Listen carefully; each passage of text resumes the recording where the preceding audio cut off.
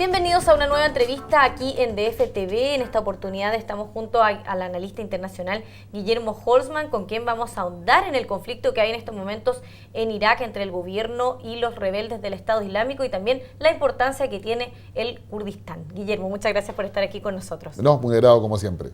Bueno, hemos visto algunos avances de los kurdos, ¿cierto?, de las fuerzas de Irak también en estos últimos días, pero de todas maneras los rebeldes del Estado Islámico siguen teniendo una importante presencia en el norte del país, en el norte de Irak.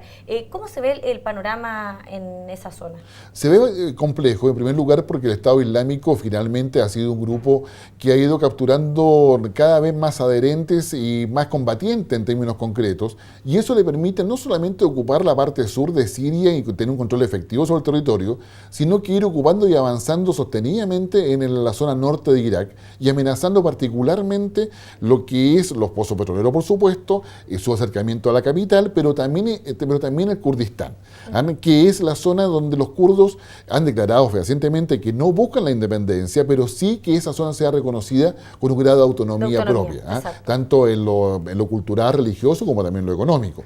Y el Kurdistán tiene además una gracia de que es probablemente la zona más homogénea culturalmente y la que tiene mejor capacidad para poder enfrentar al Estado Islámico. Sin embargo, su capacidad es insuficiente frente al avance que tiene el Estado Islámico, que es considerado un grupo terrorista por varios países, Unión Europea, Estados Unidos, Naciones Unidas, incluso hay debates sobre eso, y que en definitiva es un grupo que no responde a ninguna lógica estatal, no responde a ninguna lógica de negociación del sistema internacional, pero que mediante el avance que tiene ha mostrado algunas cosas interesantes. Primero, que su nivel de organización es por mucho más avanzado que el que tenía Al-Qaeda.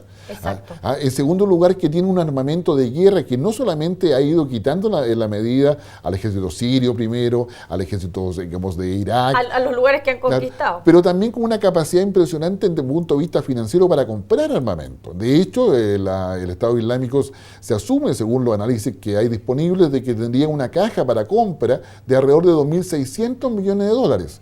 Para colocarlo en perspectiva, digamos, el gobierno de Chile acaba de anunciar de que va a invertir 1.200 millones de dólares en su política de seguridad para los 4 años, y sucede que el Estado Islámico solamente lo que está haciendo allá tiene más del doble que esa cantidad.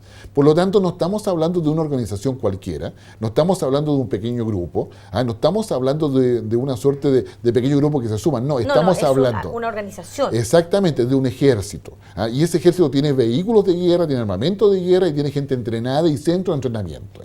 Guillermo, y de todas maneras ellos tienen mejores armamentos que los que tienen los kurdos o que los que tienen las fuerzas de Irak. Tienen mejores armamentos, pero también saben usarlo mejor que las fuerzas de Irak, porque las fuerzas de Irak están disminuidas no solamente desde el punto de vista de entrenamiento, sino desde el punto de vista de compra de armamento en virtud de la corrupción que ha habido en el gobierno iraquí. Perfecto. El problema en Irak no es tanto el tema religioso hoy día, sino que el problema es que es la corrupción que hay en el gobierno que ha evitado que las facciones sunitas, chiitas y kurdas puedan ponerse de acuerdo para lograr un gobierno de consenso, o por lo menos un gobierno de transición que le dé estabilidad y que permita el control efectivo de las Fuerzas Armadas de Irak para poder darle entrenamiento, darles capacidades operativas, capacidades de prevención o de desplazamiento. Y eso hoy día las Fuerzas Armadas de Irak no las tienen porque no hay un mando único, ni un mando creíble, ni la confianza suficiente para que eso pueda suceder.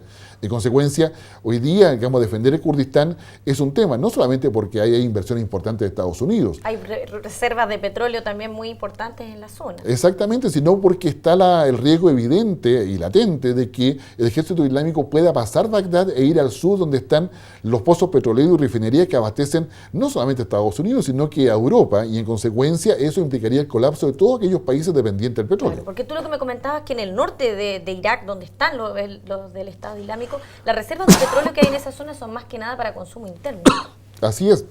En el norte de Irak está todo lo que significa el consumo interno de Irak, y en esa perspectiva, hoy día el Estado Islámico lo que ha hecho ha sido sacar todo eso, venderlo, aprovecharse, tener utilidades para lo que son sus objetivos.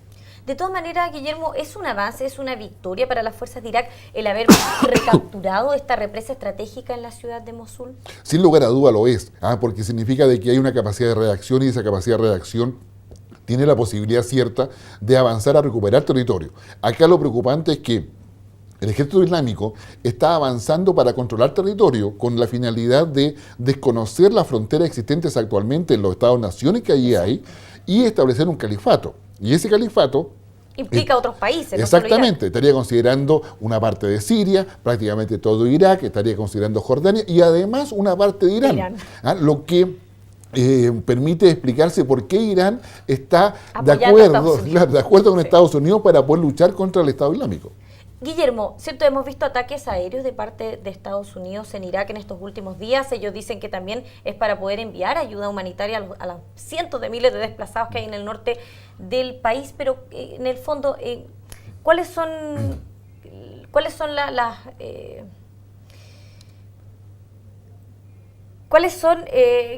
los objetivos? ¿Qué postura queda el presidente Barack Obama? De hecho, una de sus promesas de campaña fue retirar las tropas de Irak. Esto es muy interesante porque la primera pregunta que surge es por qué finalmente Barack Obama decide atacar. La respuesta más fácil es porque hay interés estadounidense, que es la razón más obvia de todas. Por el petróleo. Exactamente, y por la empresa estadounidense ahí. ¿Ya? Pero también tiene que ver con el hecho de que la Liga Árabe o los países árabes no quieren involucrarse en algo que efectivamente, si lo hicieran, estaría llevando a una suerte de guerra civil que se multiplicaría rápidamente por varios países. Tanto Arabia Saudita, donde también acá el tema islámico tiene que ver mucho con el mundo árabe, un mundo árabe que tiene distintas percepciones, distintas visiones, pero que al final del día podría significar que dentro de cada país empiezan a tomar divisiones para apoyar o no al ejército islámico. No, claro, y que los yihadistas vayan tomando poder en otros países. Exactamente, por lo tanto, nadie en Liga Árabe quiere involucrarse directamente en esto, más allá de las capacidades que puedan tener o no desde el punto de vista militar, pero estratégicamente y políticamente es bastante complejo. Por lo tanto, Estados Unidos toma una decisión que probablemente no fue fácil para Barack Obama, porque es lo más parecido que puede tener a lo que era la guerra preventiva de George Bush. Es decir, Barack Obama hoy día, frente a lo que está pasando en Irak con el ejército islámico, actúa como un republicano, cosa que los republicanos de Estados Unidos le agradecen, diciéndole que debió haber actuado antes en términos de haber atacado Siria en su minuto, y los demócratas dicen, bueno, había que hacerlo, pero esto no nos gusta. Y eso genera una situación en la cual Estados Unidos, si no ataca a Estados Unidos de esta manera, solamente con aviones, que son ataques muy preventivos, en definitiva estaría dando el espacio libre al no haber ejército capaz en Irak para que el ejército islámico avance muy fácilmente hacia el sur de Irak, y de ahí en adelante ya se transforma en una situación inmanejable. O sea, de todas maneras, como que no le quedó otra alternativa al presidente Barack Obama en esta compleja situación que se vive en Irak. Exactamente, y que también tiene que ver con hacerse cargo de los errores del pasado, tanto de lo que fue la invasión a Irak, digamos, todo lo que se hizo, que pareciera ser no haber tenido los frutos necesarios, no obstante los avances que se pueden mostrar, pero en definitiva la lógica de lo que ha funcionado en Irak no ha sido la que se esperaba. Irak hoy día no tiene un gobierno estable, tiene un gobierno corrupto, como señalábamos, no tiene la capacidad militar para poder, frenar un ataque de esta naturaleza de grupos insurgentes que no son parte de otro Estado. Y que no están dispuestos a negociar tampoco. Exactamente, y en esa perspectiva hoy día la solución, cualquier tipo de solución que se quiera en Irak pasa por poder establecer un gobierno de transición. Y ese gobierno de transición necesariamente, y aquí viene el factor religioso político, necesita que estén de acuerdo los kurdos, los chiitas y los sunitas, de tal forma de poder generar una cierta cohesión.